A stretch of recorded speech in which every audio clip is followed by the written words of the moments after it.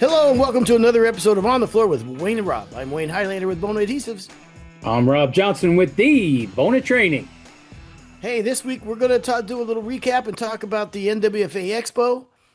And Rob and I are pretty excited about that. You can Oh, fucking whoa, wait a minute. what? Got a surprise for you. You got a surprise for me? I got a surprise for you. We have a guest today. Um, how do we have a guest today? I didn't even. No one ever told me anything about it. Yeah, Who's this the is a guest? surprise guest. Well, all This is a right. Well, surprise cool. guest. Well, who's the guest? You want to introduce him? Yeah, we're gonna call him Mr. X. How's that? Pretty original, huh? Mr. X? Mr. X. Okay. Mr. X. Apparently, he was your seatmate on the plane ride home for you. And he witnessed some things that he wanted to talk about today. My seatmate on the ride home on the plane. Yeah. hmm Nobody in the industry, nobody I can think of. hmm All right, uh, well, that's exciting, I guess. And let's go ahead and bring him on. All right. Well, he's agreed to be on the show, but we have to hide his identity for fear of retaliation. I guess he's scared of you or something. I mean, God knows Okay. what you did to this guy. Hey, well, that's kind of odd.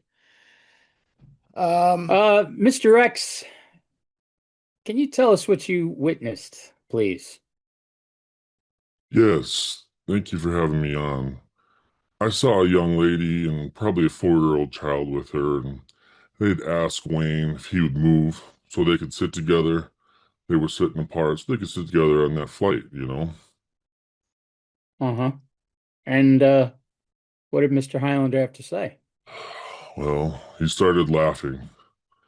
Slowly at first, but then it got louder and louder, and that kid just started crying. Oh man, he said when I was your age, I already had a full-time job. That didn't shut the kid up. Oh, that sounds so him. That's terrible. I'm guessing he didn't move. I sure he got better after that. No, no, no, not at all. I asked him what he did for a living, and he said he owned Bona. So that threw me for a loop. He owned it. You mean he said he worked at it? No, no, no, he said he owned it. And then he went on and on and on and whining about some stupid trophy. It didn't happen to be his Floor of the Year trophy.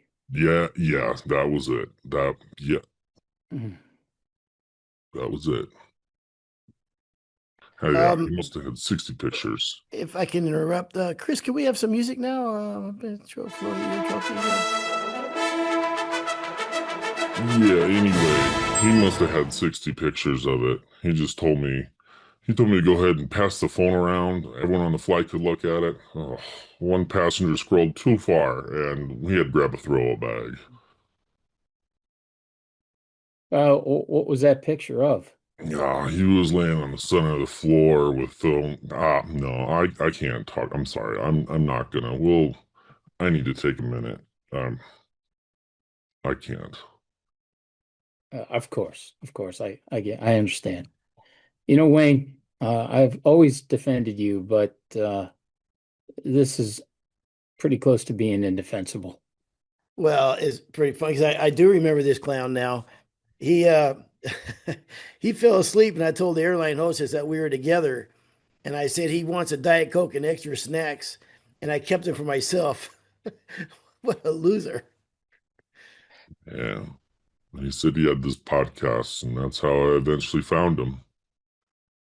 You mean he said he co-hosted a Oh podcast? no, no, he never mentioned co-hosting. I never knew you were going to be on here. Actually, we Googled it and it came up as Wayne and Rob, and I was like, "Who's Wayne? I mean, who's Rob here? I'm some nobody, I guess." So when I pressed on it, I pressed him on it, and he spilled his Diet Coke on me and screamed in my face, "Nobody!" He opened the window shade so the sunlight would make it hard to see, and he put my sleep mask over his eyes and pushed my armrest off my arm and snored all whole flight. It was terrible. Well, that I hope that there's some way we can make this up to you. Thanks, Mr. X. Maybe you could take a floor kit on the way out. Yeah, all right. Well, oh no. Oh, no, no. I gotta get out of here. Uh, Take your free kit and hit the bricks. Yeah, hit the bricks. I'm sorry you had to hear that, Rob. He was a random dude. I don't move for kids. I told you that before. Yeah. Yeah. So I there's a good chance you could get put on a no-fly list for something like this, yeah, me either. especially the pictures that that crosses a line. I got excited. There were so many pictures from the NWFA. I thought I'd share them with everybody. Well, I mean, aside from the flight home, Rob, the NWFA Expo. I tell you, man. Well, first of all, congratulations to the National Wood Flooring Association. From the director on down, everybody did an amazing job. I mean, every year they do a fantastic. There's so many moving parts, so many seminars, so many educational things, so many demos and demo theaters, and they have to coordinate so many different. I don't know how they just. How does it run without a hiccup every year? Hats off to them. So the emerging leaders, of course, you and I were no part of that. The youngins coming up. I just was so Yeah, maybe impressed. next year we could do like people on their way out the door, like a don't Yeah, let the door hit you being behind type of a thing. there you go. Yeah, we would Yeah. definitely fit that one. Thanks for your dedication to the industry. See ya. Yep, hit the bricks. Um, That was God, my first show that I've been to in 17 years. no kidding. 17 years. That's hard to believe. Yeah, I was shocked how much everybody aged and stuff like that, where I still look, you know, Yeah, still look damn like the good. man. I Yeah, Yeah, I was really, yeah. I felt bad for some of the people I haven't seen in 17 years. Wow, you really did age. did anybody age faster than my bobblehead? Because thank you, Eileen. Did you see the Bill Powell video that he made with the bobbleheads on the Yes, power yeah, drive? yeah, yeah. It's pretty cool. Oh man. Um, And Bill wore that hat that I wore in the Hamlet skit. I think you still got it on. He wore that hat. He Yeah. wore it. He not only wore it that day, all day when I gave it to him at the to fill or not to fill seminar. He wore it all day. Then he wore it at the golf match too. I gotta say, it looked fantastic on him. He I mean, he was did. like born to wear that hat. It looked amazing on him. It really did.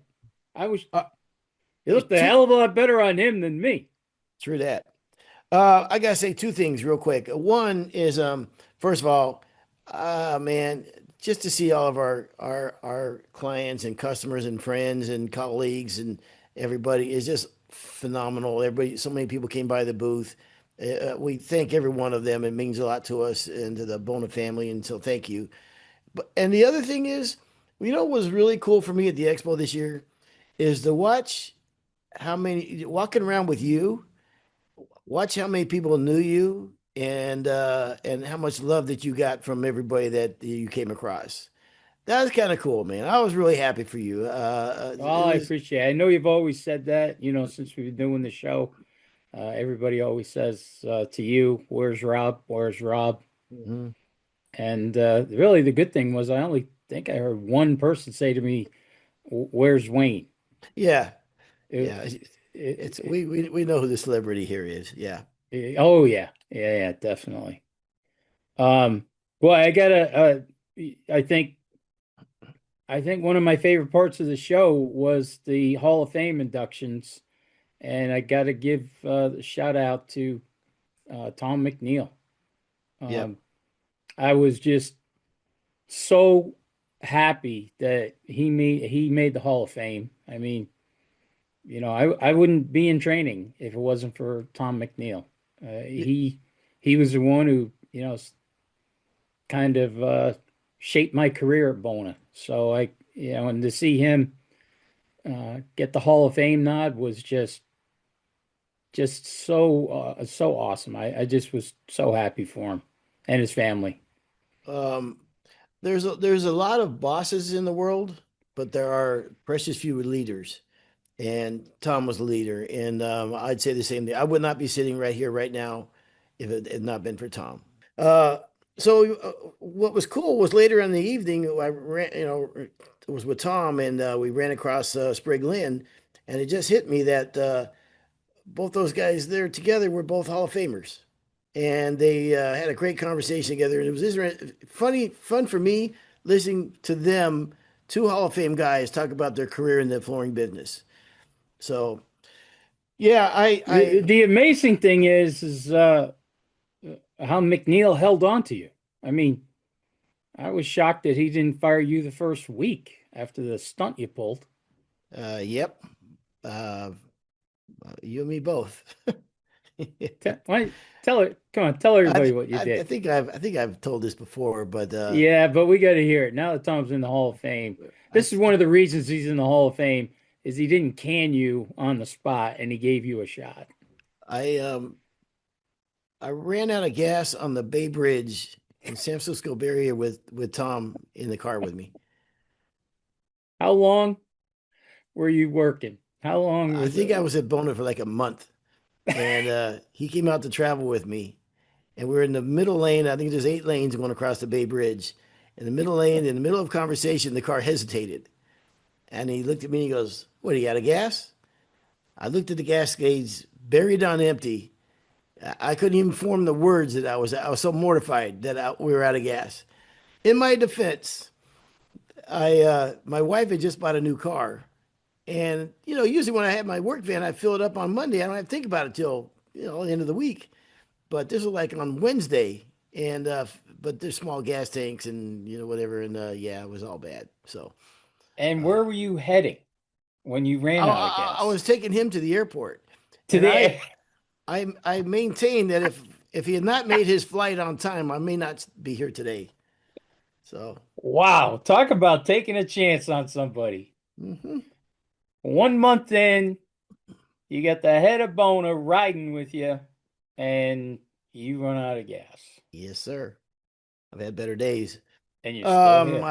I blamed Nissan. I blamed my wife. I blamed someone that possibly siphoned The all the gas out at their last meeting. the Uh, broken gas gauge. Yeah, yeah, everything I yeah. could. Hey, congratulations to all the Floor of the Year winners. Amazing Floor of the Year winners. Some of the floors were out of this world. Um, a great tribute to the Hickman family and Hall of Famers as well, well deserved. And Jessica did an amazing job in her speech about her family and her dad and granddad. And I thought that was very. I don't think there was a dry eye in the room. And then Yako.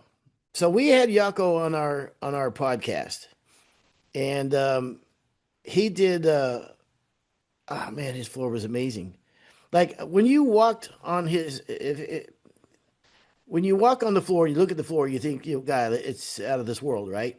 And he said to me, kind of in passing, you need to go up and look at it from up above. And I just kind of blew it off, to be honest with you. I thought, yeah, I'm right here. I see it. It looks great. I'm sure it looks cool up there, but yeah, I'm hearing it looks cool. And I think on the third day, I eventually went up and looked at it from up above, and it was jaw dropping how extraordinary that floor was. And every little detail you could see from a distance. I don't know where that piece of art is going to end up in this world, and but it needs to be somewhere you can be viewed from a distance because there's no words to it's the most amazing masterpiece of a floor I've seen, and I include my work in that as well. Well, of Uh, course. I mean, cue the music. We don't have to say it anymore. but you know Um, what? Let me tell you before you say this. I realized the mistake I made with my floor after meeting him. So I didn't name my floor. Like his floor is the night watchman, right? it's not the night watchman, What is it? the night watch, The night watch. Okay, the night the watch. night watch. Okay, where did I get night watchman? I don't know. You and Lenny said night watchman too many That's times. probably It's where I got just it. The night watch. Okay. Yes. Yep. I'm going to name my floor. What are you going to name I was thinking about the day watch. it? I don't know. I don't Now you're know. going to have to cut it up. You're going to have to cube it and Mm-hmm. name it and then put it all back together. Yeah. No, what did he, It didn't look real. That no. that's what I thought was just insane. I mean, I've seen so many pictures and the Lenny Hall video where he had the pieces of wood the size of a sugar cube and everything Mhm. and I just remember standing so close to it and I'm like, this is unbelievable. I was just Matter of fact, the day I was there taking a picture of it, you were up looking what you were just said, and you're like, "Hey, dummy," Yeah.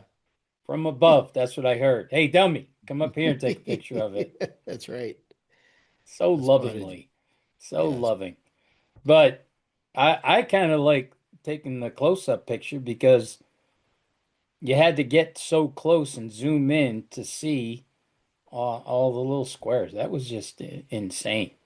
You know what? He said the one thing to me that's stuck with me when I went to his presentation. Um, is like you talking about, okay, there's the hard, lonely part of doing the floor like this, right? And you know the stick to itiveness and powering through and everything, and then you have the demands on your time and stuff like that. And how do you power through all those type of things? And he said the why has to be stronger than the concerns, the other concerns, like time. So the why you're doing the floor has to be stronger than anything else that's taking you away from doing the job. You know what I mean? Hmm. So you really think about that is the why you're doing it, and I think that's pretty insightful and powerful. So that was a kind of a neat takeaway for me when you're doing a floor like that is the why you're doing that floor has got to be more powerful and stronger than anything else, like time and constraints and other things that are going on and things in your life or whatever, or when it gets hard and you know when you're having to, like he said, the lonely road of doing the floor by yourself. You know what I mean? When no one's there to see it, no one's there to see when you're building the sled, and you haven't even done the floor yet. You're just simply building a sled, and you haven't even started on anything, or you're ripping the boards down to thickness and length and width and everything when it's just sawdust and no one else is seeing it and no one else is there to witness and how great the floor looks and everything, or they don't see the vision that you have in your head, even if you don't know what it is at the time when you start sometimes. Um, but all that lonely part of doing the job when no one else is around and you got to lay the money out for it and everything, and you have to carve time away, or you could be fishing and doing other stuff, but you're in the garage or you're in the shop and you're doing those type of things. Um, that's pretty. That says it all to me. Is the why has to be stronger than all that. Why you're doing the floor, and So that kind of let me carries you ask you the through. question then. I mean, since we're naming your floor, Yeah, why I'll tell you why. I know why did why. you do the day watch? Okay. I'll tell you why I did that for. Honestly, you want to know the damn truth? I do want to know the I'll, truth. I'll tell you my why is 100%. Um, I had one last shot to win a floor of the year. I had one room left that I could do. I had one time left, which was COVID, where we weren't traveling. I had my knees are getting to the end of their life. You know what I mean? The pain is real. And it was my one last shot. And I see all these kids, the younger guys, that inspire me, that are winning floor of the years, that are doing these amazing floors and all this cool stuff they're doing. And I always feel that was pretty damn good too.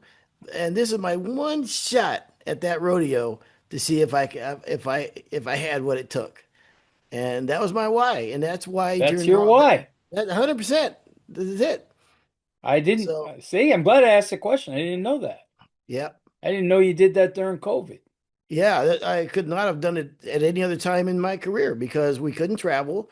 I watched no football that year. I didn't go any fishing on the weekends. I didn't do anything else. I worked in the evening on it and whatever, so it was my one time that I could do it. So, And you're still married. So, and I'm still married. Hey, and you're still married. yeah, So yeah. Hmm. you did good. Floor of the year, and Hmm. you're still married. There you go. Nice. So, like I said, I haven't been to an NWFA show in 17 years. And, we used to go to them from all the time with the other company that we were involved with for a long time. Um, but I have never been so busy doing things at a show. Usually I would just go to these shows and work the booth, People come Hmm. up and that was it. I mean, between the live podcast, the power scrubber video I made, the chromer thing that we did, the demo, the seminar that Mike Dittmer and I did to fill or not to fill, it was a whirlwind. It was Hmm.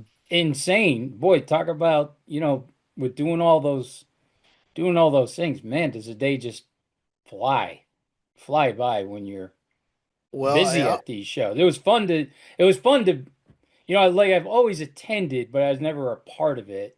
This time I felt like I was part of it. yeah. So, Well, yeah. I even came across an Instagram video you did on the power scrubber. So, you remember that? yeah. Yeah. Yeah. So. Yeah. You and Michael Dittmer did a fantastic job on the to fill or not to fill, with standing room only in that class. And a lot of that is not to come up with answers to me as so much as to throw conversation out there. And Hmm. so much is regional, because what works in Michigan may not work in Florida, right? So I thought it invoked a lot of conversation. And And it was great because D stopped by mhm, and I kind of wanted to throw it out there, when I was talking to the people in the audience, like, please tell me where you're from and what you guys are doing because it is just so regional and there's just so many factors. So we had myself from the East, Dittmer from the Midwest, and D from a very dry, West Coast or, West part of the country, Denver. And, D started talking about what they do in the Colorado type market. And that's really what sparked a lot of conversation, mhm. a lot of conversation. And, even with my trainings, that's what we try to do is, I mean, we had a PowerPoint, but, you just hate when somebody gets a PowerPoint and they just, blah, blah, blah through bullet points and everybody sits there staring where, Yeah, I know a lot of times when people attend this, they do want to talk. They do want to, they do want to say what they're doing and hear what other people are doing. So, I mhm. felt more like it wasn't so much a seminar, but we were just kind of, what the hell is the word I'm looking for? Uh, Facilitate or whatever. yeah. Just, you know, a lot of discussions. If they ever give me a shot at something like that again, yeah, I'm gonna say that's what we should be doing is, you know, let's Driving get the con everybody talking, Just drive the and conversation. Yeah. driving the conversation. Like it would have been good if we had a couple of people walking around with microphones so everybody could hear Hmm. everybody else. Um, but it was funny every time a New Yorker would they didn't need a microphone. Yeah. Or an The introduction. New Yorker stood right up and Yeah. you could definitely hear Yeah. us. But It it's funny because when I came back from that, I saw on an Instagram video, somebody doing it like what they call it, Dutchman, where you put a sliver, yes, and the floor had yeah. pretty wide gaps, and so they were doing that. And, you cut them at an angle, right, slight angle. He Hmm. did all that right, but then he put epoxy on both sides of that, and then drove, hit it down with a hammer. Really, you only want to glue one side of those things, right?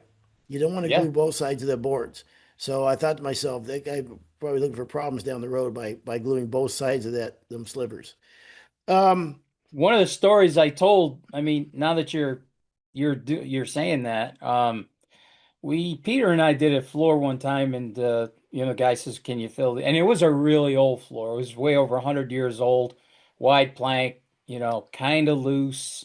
And he's like, "Can you fill all these seams?" And I'm like, no, there's just too much movement, Yeah.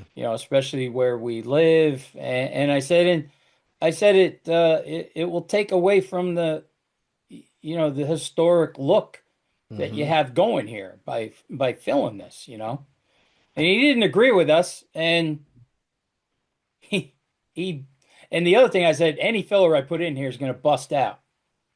So, Yeah. it's that will look even worse. We come back on Monday and he had filled the entire floor with Bondo. Mm. And I got to admit, I mean, when I sanded it, coated it and everything, it looked really good. And then we got a call from the guy in February, and the boards were splitting right down the middle. Yep. Like you said, when you glue both boards together, something's gonna move. Yeah. And then he's like, "So what can we do?" I'm like, "Please, nothing. Just But just tell stop them screwing around. should have told them Don't Bondo those cracks. yeah." Probably be Bondo those cracks would have blown the walls out of the house. Just please, just Yeah. just listen to me one time. Don't do anything. Mhm.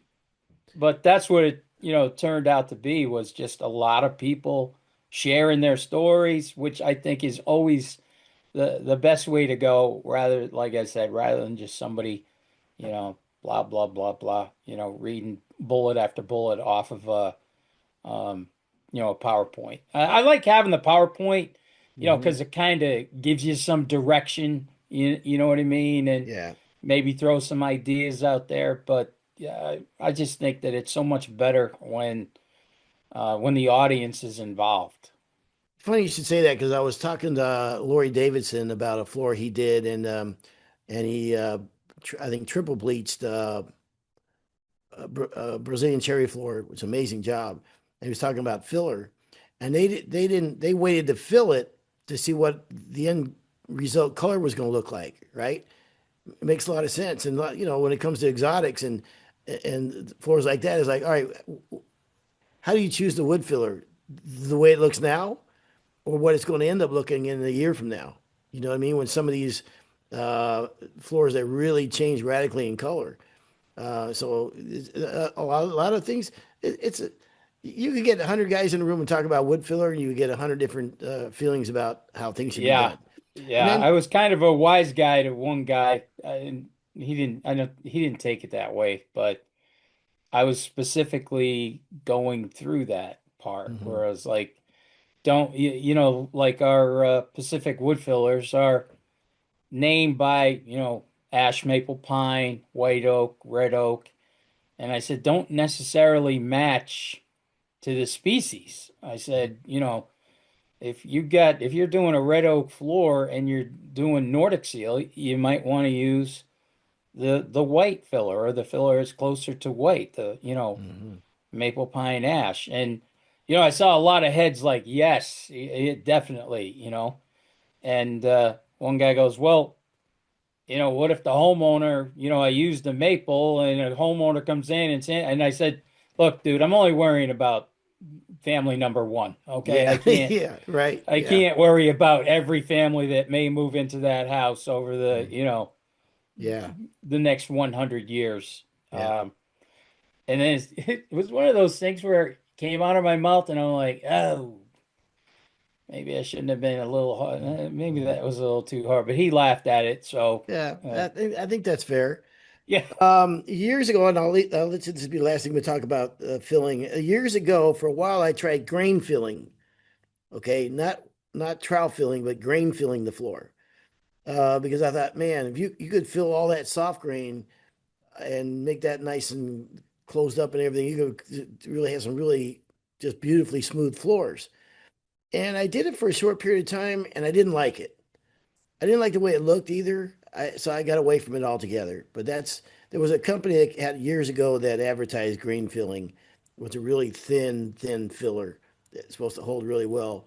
and I just didn't care for it. So I got away from doing it. So if people ever come up and talk about grain filling, it is a different thing than trout filling, wood filling, a floor.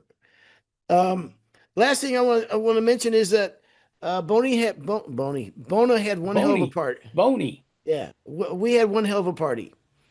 Uh, we had just a fantastic party. I think we had 250 to 300 people come through and stay and hang out with us and eat and drink with us, and it was amazing. And one of the best times I've ever had at the NWFA because so many friends in the room, so many great customers, and so many people they respect and admire, and so it was a lot of fun seeing old friends, and we really certainly appreciate everybody that came by. So again, go ahead. That night of the party, I did get to spend some time with Yako, and I said, so what's the plan going forward? What do you do now? And Mhm. he was telling me that they're hoping to do like a barnstorming tour of museums around the United States now that it's over here. So he told me that that piece of artwork needed its own passport. Really? Yeah, and it was like an unbelievable amount of money for this passport. Hmm. And he said, so it's good for a year. If it stays after a year, they gotta plunk down another batch of money to keep that here. So the Wow. plan is to try to find some museums that might wanna, show How's this it? piece. Hmm. So I said, well, you know what? I got a couple of guys that I know through sport and everything, commercial work that have done, a lot of museums in the Northeast, some big ones too. I mean, Hmm. um, Modern Museum of Fine Art, and there's a bunch. So I said, I'm going to reach out to these guys and maybe they can, they'll know who to talk to on something like this because, you know, I know these guys do a lot of museum work. So Hmm. you never know. You might see this, Yeah. the night watch at a museum coming to you. Yeah, very cool. By the way, that's our craft oil, Bona craft oil on top of that floor and Bona adhesive underneath it. So that was kind of cool. Wasn't aware of that when we first started talking about this. So pretty cool. All Um, things Bona. yes, sir. We might have him back on as a guest again because he did a seminar for at the NWFA, and I think maybe we can dive into that a little bit more. So there you go. Wonderful success. I know it's hard for everybody that didn't get a chance to go. I know it's hard to get away sometimes, and sometimes it's impossible. But uh, I think the next one's in Fort Worth, Texas. It is. So that should be a lot of fun for everybody as well. So, okay. All right. Well, this has been another episode of On the Floor with Wayne and Rob. Please stay tuned for another episode.